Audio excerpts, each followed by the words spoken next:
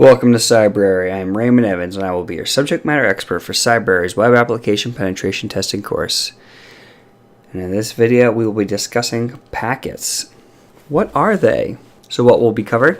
We're going to discuss what a packet is, what makes up a packet, the different fields that make up the packet, and why do we need to worry about packets exactly?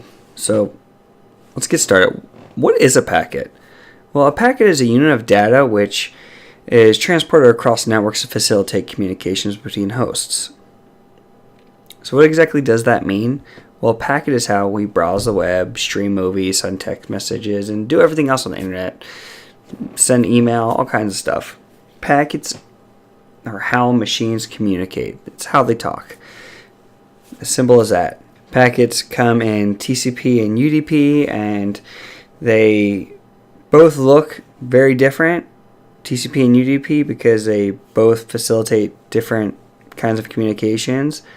TCP deals with the connection-oriented communications, whereas UDP deals with connectionless-oriented communications. And I discussed that in another video.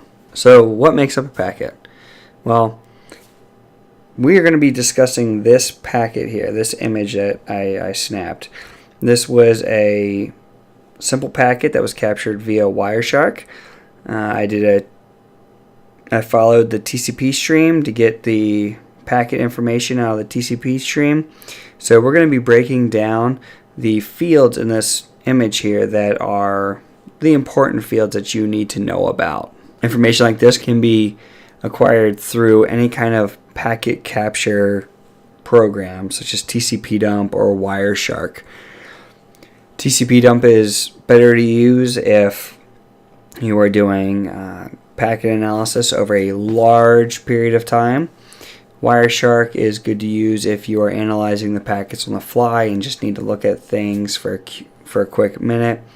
If you continue to run Wireshark for an extended period of time, it will eat up a lot of resources. So the first part we're going to discuss here is that top portion of that image, which is the GET packet.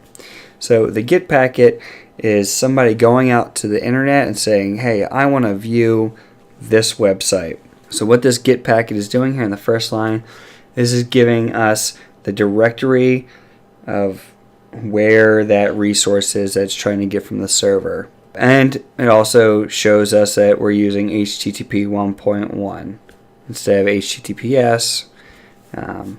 It says right there HTTP. Next, we have our host. So that is the website that we're trying to get to. I try to get to it via an IP address rather than a URL. If you were going to a normal website, you would see the URL of the website in that field. Next is the user agent string. So the user agent string is what is telling the server what you are. So there are user agent changers that you can have as an add-on to your web browser. And with those different user agent changers, you can get all kinds of different views of web pages. And in fact, you can actually get access to certain pages on servers that you shouldn't be able to get access to based on different user agents. For example, the Googlebot goes around and will index all the web pages on the internet, except for what's put into the robots.txt file. That Googlebot is able to get into a lot of web pages that should actually be paid for.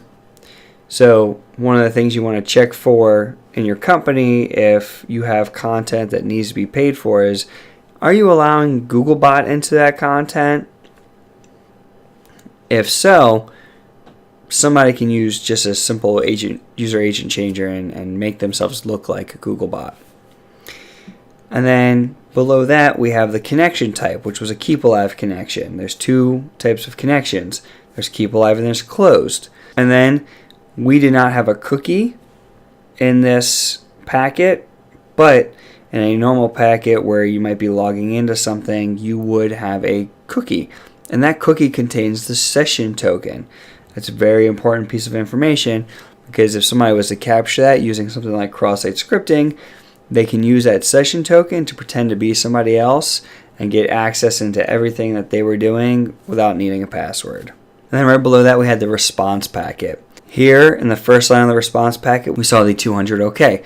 So that's the server code coming back saying, hey, communications were good. 200 OK, here's the data.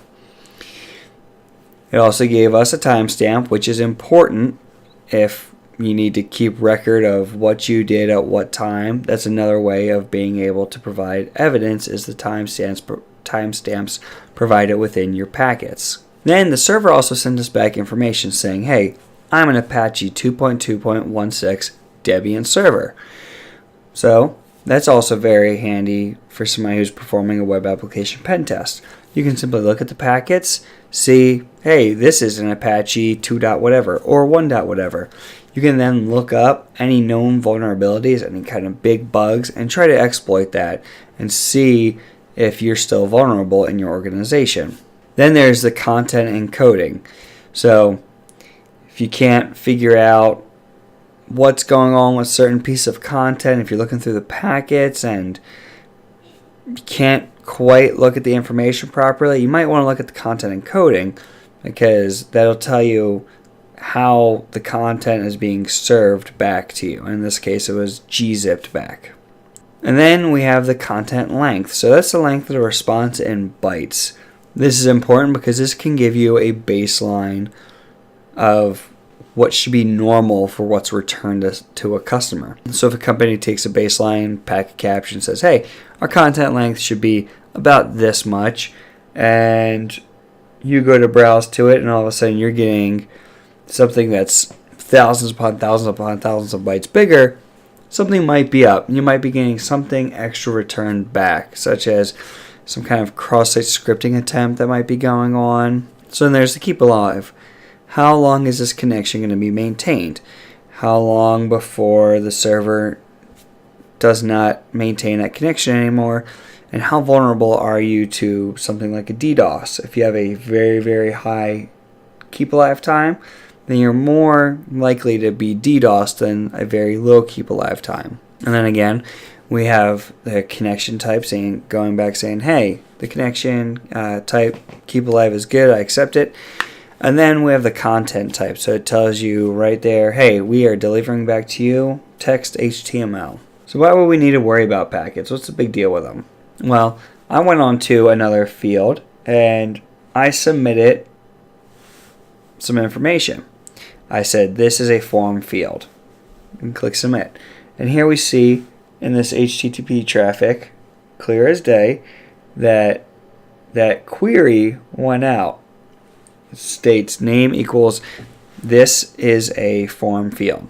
Now, if you have HTTP traffic going and somebody was to submit user credentials, then those would be clear text. So that's why you would worry about packets. Another reason to worry about packets is hidden form fields. Sometimes a web application may put something like privilege levels as a hidden form field. So your privilege levels will start out as a basic user.